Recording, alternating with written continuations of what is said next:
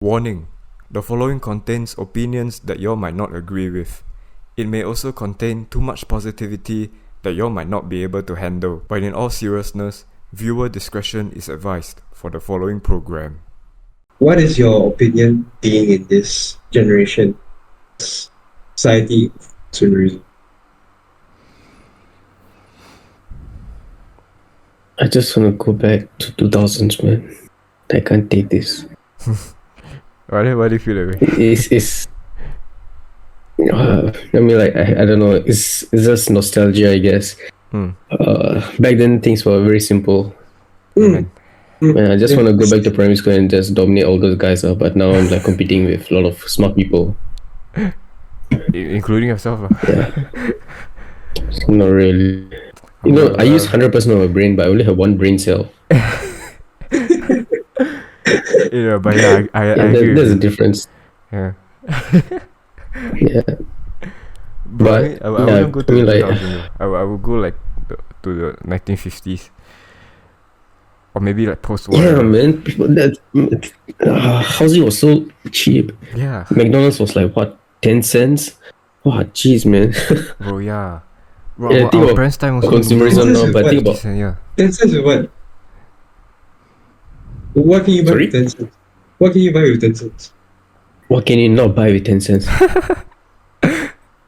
Like, I think, have you seen Taxi Driver, the movie, right? He buys the entire Coke, popcorn, and some other stuff for like $1.82. Yeah, that's like, USD. holy shit. Oh, wait. That's Which USD. period are you guys talking about? Like, which period? I think this was a Taxi period of Driver inflation, 70s. so it should be about 1970s, I think. Yeah. Early 1970s. Oh, I think A full-fledged large popcorn with a Coke and some snacks is $1.85 or some And like, change. like, imagine. Don't you think that the quality of it would be much more better than what we have today? Okay, plus or minus. Back then they thought asbestos was also a good thing before they found out that it gives you cancer. Back then, it ties in with Jones' previous point, information overload. Back then, there was no information overload. What they had was information, and they couldn't really differentiate whether it's a good information because it wasn't well researched. Basically, you may say that nowadays too much information that make it, some of it is pure noise. But then you have to understand that some of the noise, right, actually support you or the signal that it gives off. Now you have more proof that asbestos gives you cancer than you had the evidence in 1950s when back then everybody's home had asbestos. Yeah, so I guess pros and cons. Yeah. In terms of quality, but how much quality can you change? Let's say the example that Subhash brought up, Coke. I mean, Coke is still Coke. If we collect the those Coca-Cola memorabilia from 50 years ago, if the Coke still inside, then maybe you go try. It might taste the same, no? I actually thought not thought, but like I actually seen that they use cocaine. They used to use cocaine as one of the ingredients inside. I don't know if it's true, but yeah, they actually do that. Like cocaine. It is true. It is true. Yeah. Cocaine or meth? Yeah. Coke. That's why they call it cocaine. Okay. Yeah. they call charcoal Coke also, but for different reasons. Oh. Yeah, but yeah. If you can go back to, I don't know, go back to any timeline, right? Why? What would it be and why? Whoa. Damn. Yeah. I mean, like, okay, no, because consumerism, right? Now is you argue now that you have a lot of things to consume, but you're spoiled for choice, like you mentioned earlier. Now you can go back to any time frame you want, and what would you choose to consume? Okay, I would love to say the 80s, but then 80s it feels like the huge step to a modern era already. That's where I think consumerism starts to expand for lack of a better word. But I honestly personally would go back to the 50s. I think life is much Back when simpler women then. were in the kitchen. Yeah. So, okay, I mean politics I'm aside. sorry to all the female listeners. No, it's alright. But I think honestly it depends on the country as well. Don't you think? Yeah, definitely. Yeah. If US they're okay lah. But if Singapore, this is where Singapore had lots of riots, political instability. The British were leaving, or rather British left already, and then we are now part of Malaysia. Yeah, but I think it depends on country. But okay, if And you're we're talking also about Western facing countries, communists. sorry. We're also facing like a lot of communists back then. Yeah, and the rise of the confrontasi, the Indonesians. Yeah, so Yeah. it was quite a dangerous and bleak times. But okay, if you're talking about US, then probably 50s law. Yeah. What about you? Subhash? Sam? So much first. You're the guest. Subhash, yeah, yeah, I guess. I'll go back to the late 2000s, because that was around the time I came to Singapore also. Back then I didn't know a lot of stuff. I didn't even know how Singapore looked on the map. I thought it was next to Africa. You know, the Madagascar. I thought that was Singapore, but never mind. I thought part of Well, I was China. a stupid kid. Yeah, I mean like it's. Oh yeah, remember the Pirates of the You Caribbean? know, Yeah. Like welcome to yeah, Singapore. I mean, there's a scene we come to Singapore, right? Yeah. Yeah. You know, when I first saw the movie, I actually thought I was quite young enough to actually believe that Singapore, some part of Singapore was like that, or still like that. A bit. Okay, I was Because okay. Singapore River. I'm not a bright kid. When I was like, sorry. A bit. Yeah, you're not wrong on that. Yeah. Yeah. So go back to the late 2000s when I just entered Singapore. What I would change is that I'll watch more TV. Why? I would. Okay, back then I didn't really watch a lot of TV. I mean, like because of that, I wasn't really speaking English as well. So if I have watched more TV, right, maybe my conversation English would have improved, and I don't know, maybe I would have found more friends, I guess. I don't know. I mean, like when you're a kid, friends matter a lot. It helps in your social and emotional development. That's true. So yeah, so I would consume more TV Yeah. than just to help with the social aspect of it. That's actually You one know, good thing to find about something to consumerism. talk about with friends. Yeah, I think there's one advantage because I believe those Vietnamese from Vietnamese immigrants and what do you call, what's the other word for immigrants, those refugees, yeah, during after the Vietnam War, they fled to America, and then some had to rely on media such as newspaper and TV just to accumulate more knowledge on the English language. English language. Yeah, and develop their social skills, which are first led to what Subhash said about making friends lah.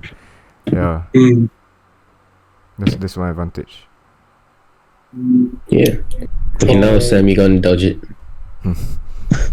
Yeah, I'm curious to hear. I actually have never actually thought of this, but like I really choose to live in the moment rather than I wish I could have gone back. But if you would really ask me what I would say now, like I mean now, I know now there's like pros and cons, but actually future lah, basically. I think the future will be better. Really? Yeah, because like don't you think anything that's futuristic is something that's more better and more like, because like if you're living in the past, right, like let's say 1950s, you'd also be suffering the negative sides of what has happened in that time. So I wouldn't really want to so called like um how do you say this? I wouldn't inconvenience myself like what and experience what the 1950s like the people in the 1950s would experience. Like for example, like in Southeast Asia, especially the Philippines, they'll be having like floods and all that. But Mm. then now due to the infrastructure and like the planning of the like geographical planning also whatnot, it's much more better for like house builders to like plan out when to build their house and stuff. And I think that's very convenient. And okay, I'm not saying that I don't like any convenience or anything. I mean, inconvenience is part of like everything. Just that it's subjective of when which period are you at, correct? And I I just think living in the future would be much more like convenient. But um, as for nostalgia, like if you're asking me to go back, it would be um, around the early to mid to late 2000s. I feel like that era is like has been like the best era actually. Like very like it's not so it wouldn't be so materialistic compared to now where we have social media and then one swipe really got one product, then another swipe another product. Where in television you're just seeing pixels and you know like for example documentaries and all that like is like a scheduled program or something like and it's very like informative as well. I mean, it's not like something that you choose, and I know it's like a great inconvenience for you not to choose your the the program that you want the program that you actually want to watch, but then um, it's not as it's not as materialistic. It doesn't go towards like the like deep materialism like what we are experiencing right now with our social media.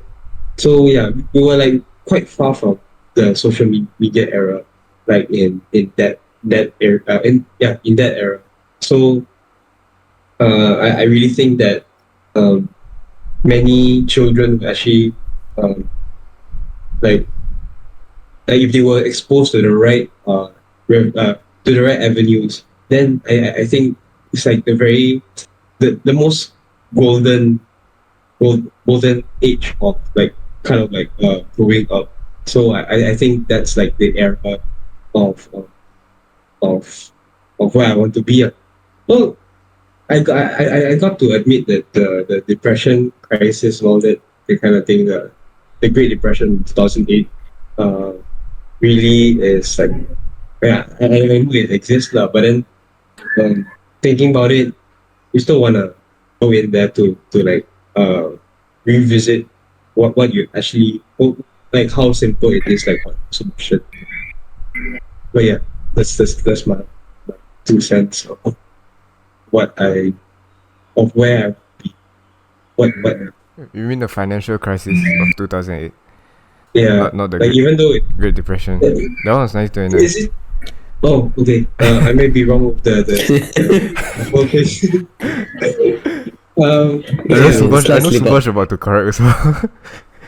sorry like No, but it's okay. What matters is the message, not the Yeah. year. But Yeah. I do agree with you. I mean, okay, we live in the we should live in the now. You know what I mean?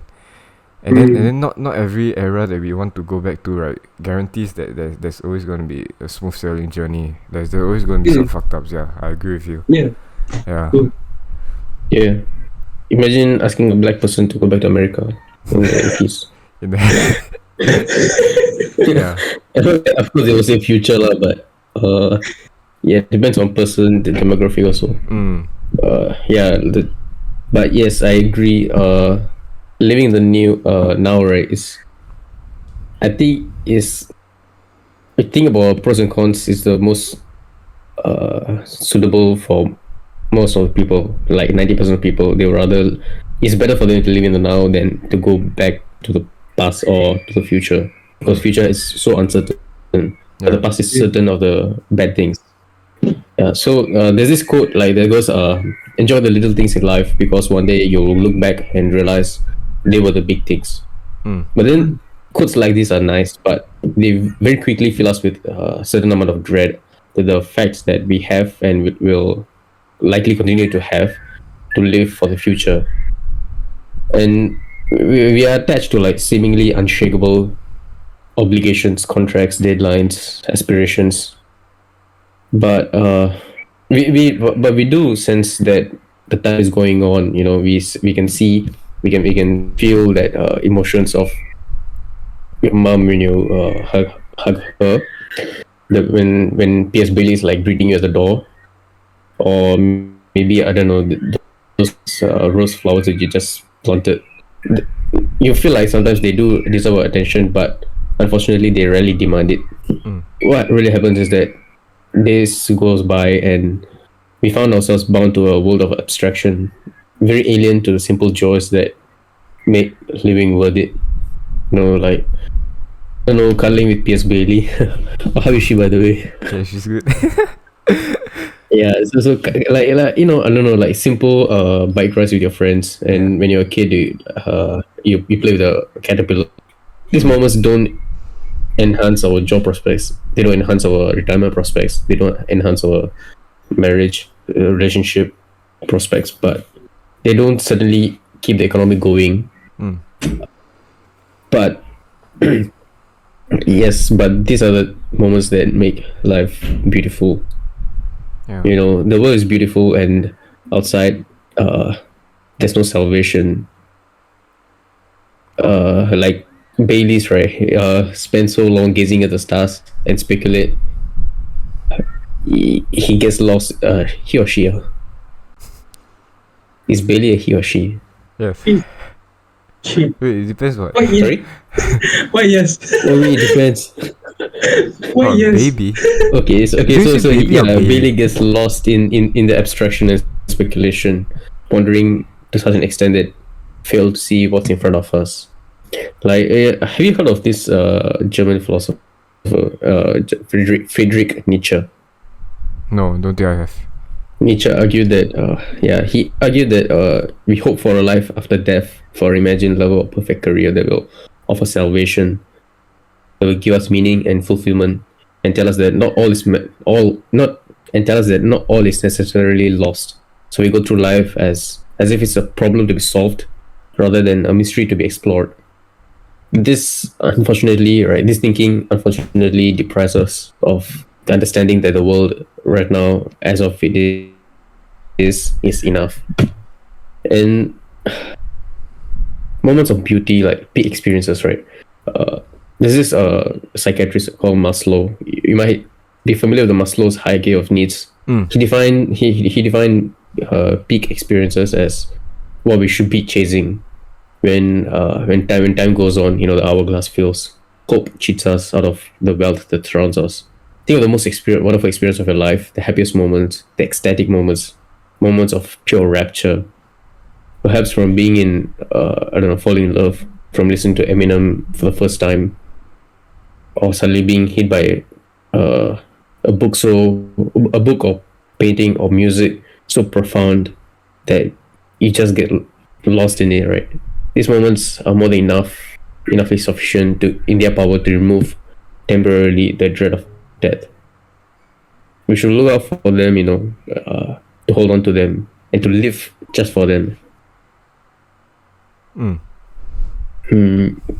Yeah, I think Powerful. that's how I view living in the now, I guess. Yeah. Definitely. Yeah, I agree with your notion. Sorry, man. I switched off my autistic brain for a while. Your what? I switched off my autistic brain for a while. No lah, actually no, Yeah. bro, this is very insightful. We really want to thank you for coming on to this episode. This has really been insightful. Okay, this is not the end, but yeah, I just want to thank you in advance first. Okay, yeah, no, but yeah, I think the question is like, what is your purpose, right? I mean, like you consume a lot of stuff, but why? What's your purpose for living in the now? What's your purpose for wanting to go back to the past? What's your reason for going to the future? Like, what are you trying to achieve?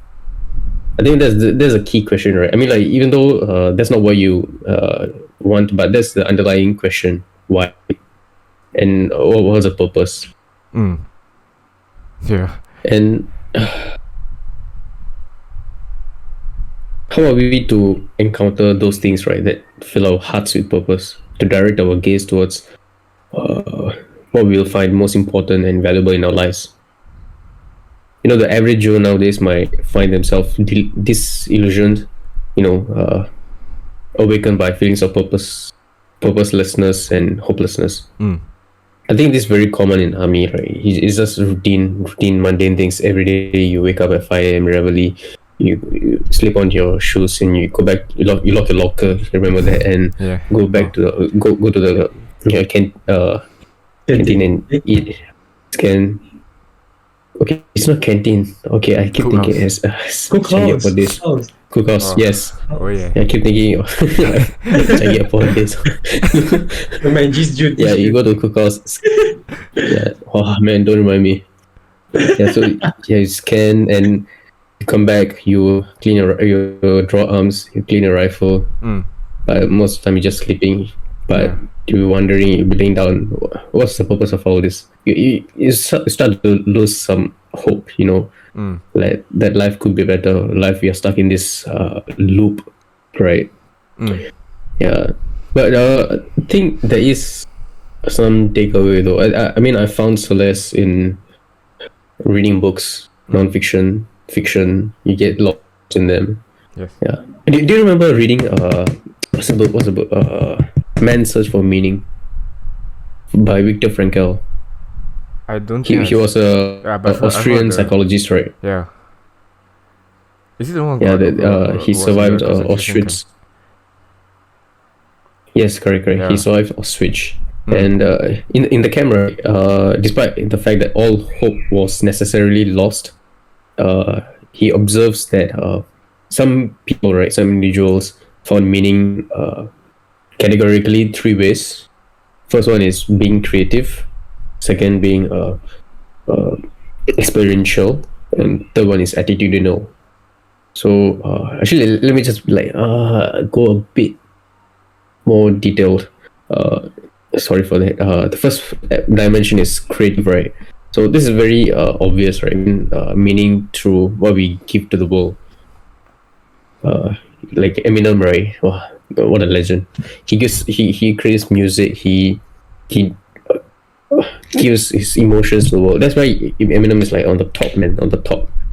His emotions can be felt through his lyrics, his tempo, his rhythm, and he's like capturing the human complexities of human condition on tape. Yeah, I mean, it doesn't necessarily have to be a musician. It can be a painter. Yeah, you can still capture the human emotions, right? Or like you just look at it and you can just feel it.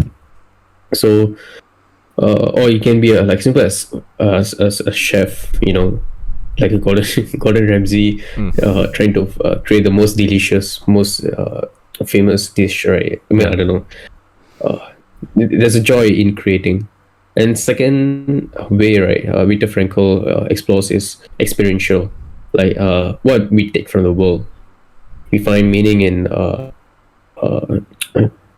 like by consuming goodness, by truth and beauty, exploring nature and culture, and by simply experiencing another human being, or another living thing. Like you adopt a dog, you give birth to a child, and you gain by giving, you love, and it is very unique. Most people don't realize it, but that is worth living for. Also, that is a sense of purpose as well. Yes. And the last one is what was it? Attitudinal. Yes, attitude. Basically the stand we take when the world kicks us down. Are you gonna be hopeful? Are you gonna realize that this is temporary, or how are you gonna fight? Modern life is a very mundane existence. We're safe, prosperous, but we can also feel stuck. stuck in our little routines, in school, in army, in office jobs, relationships. But but the thing is, right, you're not stuck with all of them. You're stuck with yourself, your limitations of fear, your inability to live really in this very tightly structured hierarchical society, and often our inability to truly change ourselves, and to live up to what we know and what we truly believe. Yeah. So I think what I'm trying to say is, for the first point is, in the case of artists, they whatever they create is reflective of what and how they feel lah. Correct. I think it's more. I think human conditions and experiences and emotions, they're more general than you think. People think that, okay, this is happening to me and it's very unique, but the fact is that most people can relate to it because some aspect of it happened to their own lives, but maybe in a different form or time. But it did happen. So when Eminem, what was it? Eminem's Stand, right? Do you remember Stand Fit Tito? Yeah, I think it's one of the most raw songs. Hit Them Up by Tupac also. It's very raw. Like you feel like emotion at some point of your life, but it, even though you don't get like assaulted by your your opponents, right? Like what Tupac experienced in Hit Them Up, or maybe some low one doing something bad like in Standing by Eminem. You can feel the complexity of the emotion. You're drawn by the emotions, so you feel it. So that's why some songs are more closer to your heart than others. That's true. I think most of his songs are like what, Just the Way You Are. Yeah, is that a song? I think so. I don't know if Rihanna. Yeah, but I'm sure most of his songs are quite powerful and emotional. And when you deep dive into the lyrics, there's actually quite There's a deeper meaning. deeper. And some of his songs can resonate to how you feel in your life. Yeah. Is that how you feel, Subhash? Right. Yes. I mean, like, as cliche it sounds, but yeah. So you feel sometimes you just lose yourself in the songs. So, like for a moment you're in the now. Like Sam mentioned, you're not thinking about the past. You're not thinking about the future. You're just enjoying it. You relate to the music. I think it's worth living life, right? Worth for that moments, even though they be very dispersed and very rare, but you should look out for them. Yeah. Wait, hang on.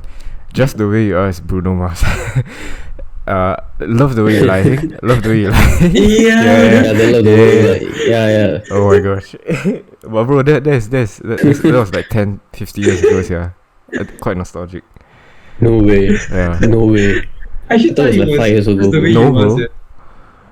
That's really 10-15 years ago. Now I see why you all want to go back to the early mid 2000s. Yeah, very memorable. Yeah, y'all make me feel old, yeah. Oh man. Oh, can't believe it's 10, 15 years. Damn. Yeah. Even though we're old enough to say 15 years ago I did this. We're old enough to say that 15 years ago this happened. Wow. Oh yeah. You guys want to go, like, if let's say there's a time machine, will you guys go back? Go back to where? I mean the era that you want to go? Yeah. Yeah, definitely. Yeah. Take the chance. What will you first do? Wow. you know, Back to the Future Part 2. I'll be like Biff.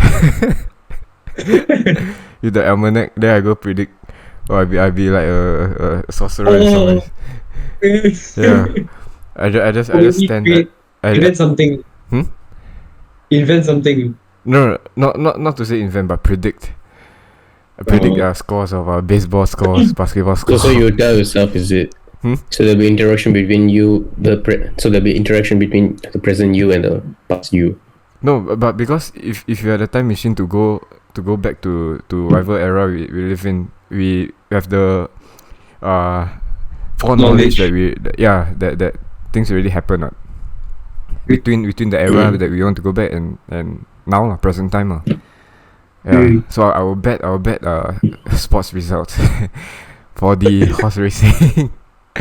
But I will start slow. I will go to the streets, act like a homeless man, and then I just start sprouting out nonsense. But this nonsense is actually real events that happen. and then it build up, you want to spread chaos. You want to spread chaos. President one day. No, it feels like you watch the show Idiocracy. Like the most average man actually is the smartest man. the early 2000s that Idiocracy movie. Yeah, he was in the army experiment then he got frozen. Then I think they just went ahead to like a few hundred years. Then society just dumbed down. Yeah, then he was actually the most average average guy, but he became the smartest one because of how dumb society became. Yeah.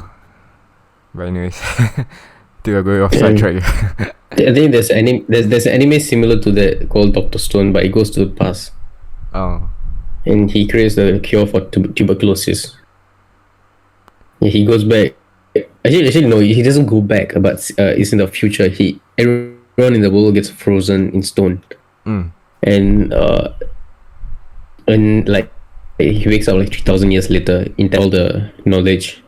Then all the diseases are back. So there's tuberculosis and whatnot. And he creates ramen from scratch. I mean, it's Japanese show, but yeah, I think it reminded me of that. You should check it out. I'll put Idiocracy on my watch list. You mentioned this Japanese show. I think it did sound like Idiocracy, but it's more advanced. What's it called? Yeah. Dr. Stone. Okay. Stone as in like stone. Stone. Stone. Okay. Yeah. Dr. Stone. I don't know. Yeah. STOAN. I don't know. Stone, STO. Yeah, how else will you spell out stone? Okay. Yeah. Mine would be convincing. But I think. Well, where would you go, Sam?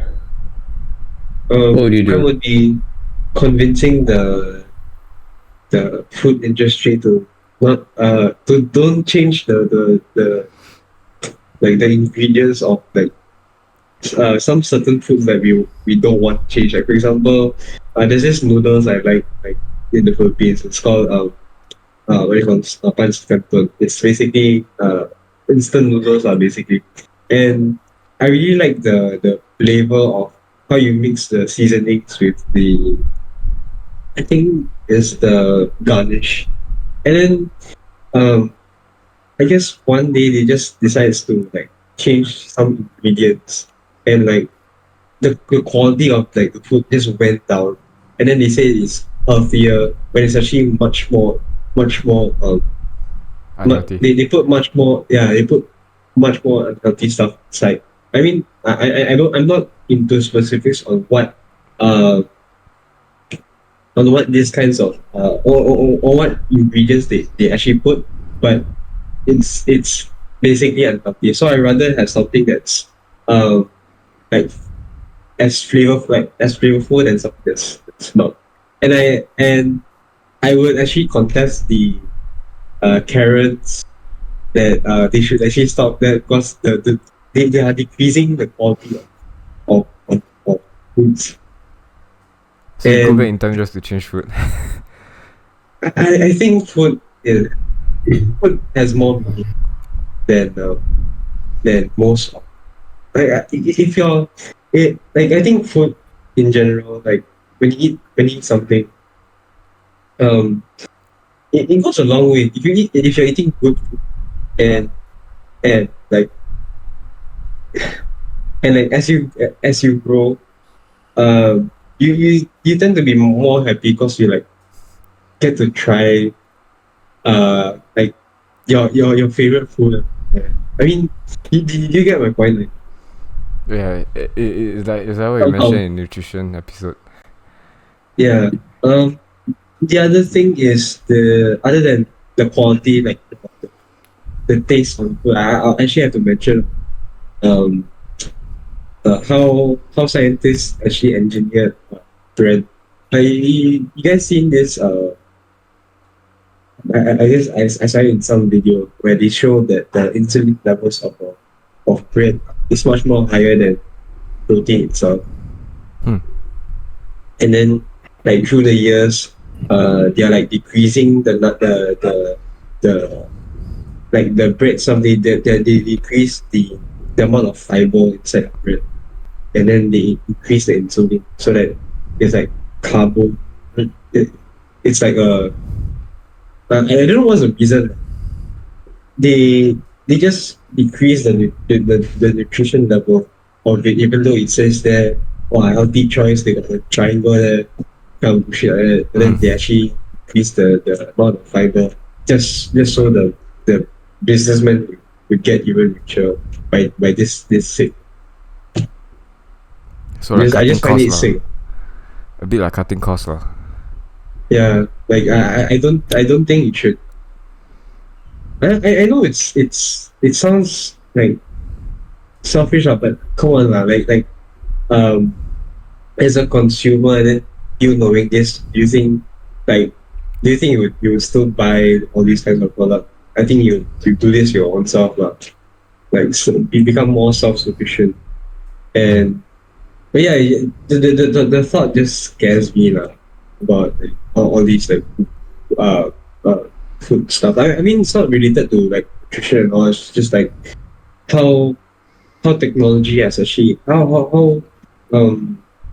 so-called woke this scientists and like I mean well business oriented these food manufacturers are, and they just don't, you know, they don't see the consume like what the consumer actually wants. Yeah. Yeah. Yeah. I think I really agree with you. If I were to go back, I would change some of food also. By the way, insulin is a hormone that is produced in your body, not added to the food. Yeah. I think the problem is with bread, right? Wow. I still remember when I came to Singapore, the bread tasted so nice, but now it tastes like crap. Yeah. I think it's overly processed. It's very very overly processed. It's very dry nowadays. And the thing is, they had they used to add like a lot of butter and oil to make bread, but then they changed to sugar because oil is considered very bad, cholesterol and all that bullshit. And because of that, it gets a healthier rating. That might explain why they label it as healthier compared to 20 plus years ago when you used to use oil. So I think they should update it to like present day in Asia. Yeah, and also bread is a very sensitive topic for me because I'm allergic to allergic to gluten. Oh. Yeah, Interesting. I found out recently when I started having a lot of allergy reaction, which sucks because pizza is made of. Yeah. Anyways, yeah. If I were to go back, I would say something about food also. There's this temple in India called Tirupati. It's a very big temple. It's one of the richest temples in the world. And Yeah. as a kid, I didn't really care about the worshipping. They give out this sweet, right? You can fit in. Okay, cup your hands together. Cup your hands and like lotus, bigger and bigger. Like open it up. Yeah. Okay, so they give a sweet that big. It covers and it won't be enough to hold it. The sweet was that big. Huh? Really? Yeah. So and it was the most delicious sweet I've ever had. Yeah. It's that big. You should bring me that one. But yeah, no, yeah, I'm getting to that now. I went there a couple years ago, right? It fits in the palm of your one hand. like like imagine my it's more than that. Imagine my disappointment, Sam. Like the normal sweet lah. I think I'll specifically go. Yes, it does not give you diabetes anymore. But I tell you, but it's made with like natural sugar. Lah. I mean, like doesn't use like refined sugar. It uses what's the thing called, rock sugar or something. Oh. They use butter. They don't use oil or anything. It's made with pure natural ingredients from milk, from sweets. They have a lot of spices also, but it's very sweet. Oh, is that big I think if I want to go back, I mean, yeah, it is selfish lah, but I want to go back and fire the guy who suggested we should make smaller sweets. You know that meme? Bro, of I that mean, guy, you okay? Oh, you fell down. I dropped my phone. Oh. Never mind. Anyways, I was about to say, do you know about the meme? This guy kind of like presents something, and then some guy kind of suggests something, and then he got thrown out. Oh, that meme, yeah. Yeah, bro. Whoever suggested that should be fired, man. Should be Actually, thrown to Thrown out of the Charlie. building. okay, maybe I want to deviate my so-called plan a little bit. They can create these healthier options like what Coke did with their Coke, with like they have like Coke Light, Coke Zero kind of stuff. But they shouldn't change the original like, state of the product itself. Don't you think so? Original state. What? The original like let's say this is like let's compare like instant noodles. Like let's say today is the best state. Like today like many people would agree that this so-called product is good lah. But then once as time passes on, it degrades because of the additional additional things that they put on just to make it healthier. But what I'm trying to say is the original state is like not changing, like the product itself. When we say original, they mean like it has been like this ever since Okay. this era. Yeah. The example that brought I mentioned about the Coke lah, the memorabilia Coke lah. You see, 50 years ago, it still stays the same as present time. I think it will be oxidized by the Yeah. you drink it. But what do you think you take? No, I think you can just go to Russia, right? Bring a Coke bottle and put some Coke in it. Just mix it up, put it in like a shaker. But why Russia though? Just drink it. One day we should go Russia and try it, man. After the war. Yeah. But yes, but why I want to go? I mean, like I think I find one thing common between three of our answers, right? Is we want to go back and create chaos. Why? It's too orderly already.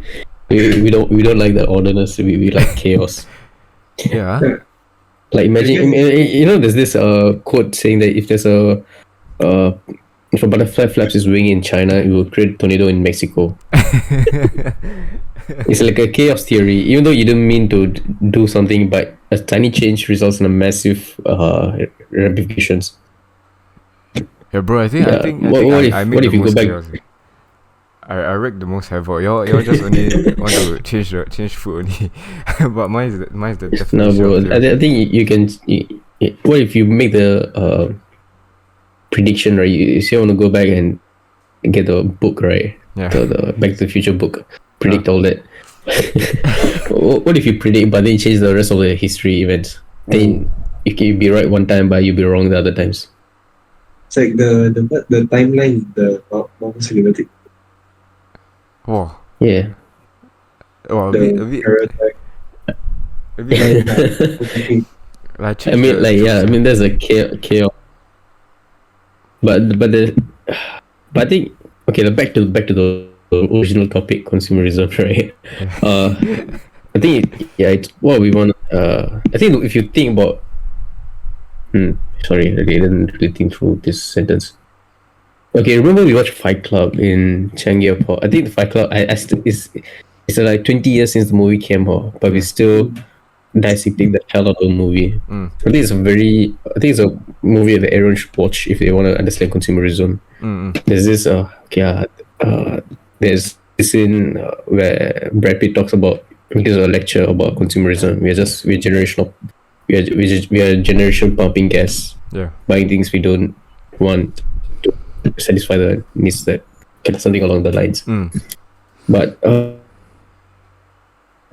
the solution he took on was to create chaos in an orderly world.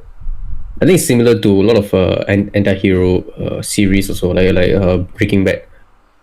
When Walter gets his cancer diagnosis, his life is very order and structured until then, and then he breaks out. He just snaps. He starts to find freedom to control. But in that sense, his cancer diagnosis becomes the very liberation that he needed, because he acknowledges himself. And Tyler Durden, right, Fight Club. I think it revealed to me that there's a simplicity in chaos where you are just forced to focus on the only thing that is right in front of you, and you become purely focused and obsessed. They're having fight, right? But there's this dialogue. After the fight, nothing mattered, and everyone just went on. But at that time, they were very focused on the fight itself. I think there's like yin and yang. You can have chaos without structure. Without the Joker, you won't have the Batman. Yeah. I think it's yin and yang. So chaos is like hyper focused destruction, but order is like you look at the macro things, you structure it such that it benefits you in the future. It benefits you no matter the timeline or the phase you're going through in life. You'll be there, but one cannot exist without the other. You cannot define chaos without defining orders. Yeah, I think that's the notion. We go back to our timeline, and then we feel like, wow, shit, everything like so normal. Let's be the force for change, so to speak. Yeah, that's true. Just imagine just doing something tragic, and then you in the history books, there's like you cause chaos or something. Then you did, like they all say, you actually did something bad. I'm just But I think this is a very worrying trend also. Like nowadays, I don't know. From what Sam posts on social media, right? Like since me, I can see there's a trend towards embracing. They call it the Sigma mindset. They're embracing structured chaos. So they are putting chaos upon themselves so that they'll be prepared for a world that is very structured. I don't know. I think in that sense, Fight Club became from a statement of fact, from a statement of deliberate thinking to a statement of meme ideology. A world without conflict means that a world where men don't have a way to assert their own masculinity. So in a movie, the characters go to great lengths, right, to manufacture conflict and chaos to satisfy their own masculine impulses. Prosperity, stability, and orderness does create boredom and a feeling of being trapped. Yes. And throwing ourselves into the case of disaster, right, frees us. Like how Walter White got his diagnosis and he just let go, And I think radical personality change is a result of that. When you try to embrace chaos, like you be thinking, okay, oh, this guy used to be so nice, but why is he acting like that? I think it's a feeling of boredom and feeling trapped, a lost sense of purpose, hopelessness that creates the radical change. But it does occur very often, but sometimes it can be very subtle or very radical. Like I don't know. I think one aspect is that when Jones tried to lose weight in army, right? He went very radical. He went from eating a lot of food to just eating a fruit. Yeah. Yeah. Yeah, so it's a radical, but it's very, I mean, like, even though it's very radical in the lifestyle, but it's a very subtle change. It didn't change you as a person, right? But it did improve the way you see, right? I mean, like, you push yourself, you push your limits up, but to the down there. Yeah. You push your lower limits. What's the lowest you can go? What's the longest time you can go without a little amount of food? I think that's a form of chaos also, self-inflicted chaos. Yeah. I think there's this book called Anti-Fragile by Nassim Taleb. Yeah, so you manufacture chaos, you manufacture some fragility, you train your fragility, you go to the gym, you make sure you're strong enough so that when something accident happens, you can just take off your shirt, look at the six pack, admire your six pack, and then save. I don't know, it's just a little side effect, but you just go on to save the person. You're very anti-fragile. If something bad happens to you, you are there. You know you're capable. So I think structured chaos in a lifestyle of consumerism is very profound, and by being mindful of things you consume is absolutely necessary in order for you to acknowledge your own personality. I mean, like, if you go back, if you ask any person, right, any randomly chosen person, and ask what's your personality like, most of them cannot answer. I mean, like, because it involves deep self-reflection and to reconsider the things that happened and what is going to happen, predictive power also, which is very limited, but it is very important as well. And I think in a world of consumerist society, this trend of towards hyper masculinity is okay, but just need to keep in check, because consumerism, it's creating a group of people that is trying to go against it, chaos and orderness. Like I mentioned, right? Without Joker, there is no Batman. But without Batman, there is no Joker. Heath Ledger in the movie said that, "Well, you complete me." Yeah. It's the same thing. The orderness create hypermasculine men, but hypermasculine men create order also. Correct. Yeah. Like that tough times create strongman, that quote. Yeah. Exactly that. It's a cycle. Okay. Just say it out for just say the quote out loud for those who are not familiar. Tough times create strong men create good times create weak men, then weak men create tough times. There's a cycle. Yeah, exactly. This is my wallpaper, dude. I have the quote pinned. It says that what a disgrace it is for a man to grow old without ever seeing the beauty and strength of which his body is capable of. Yes. Yeah. I think it's by Socrates. Yeah, it's Socrates. I was thinking along the lines of Marcus Aurelius or Socrates. Yeah, I think Socrates. Yeah. Wow. Stoic. Yeah, man. But mine is just a picture of Bruce Lee. I look up to Bruce Lee. Mussolini? What? Bruce Lee. Oh, Bruce Lee. Okay. I heard Mussolini is like what?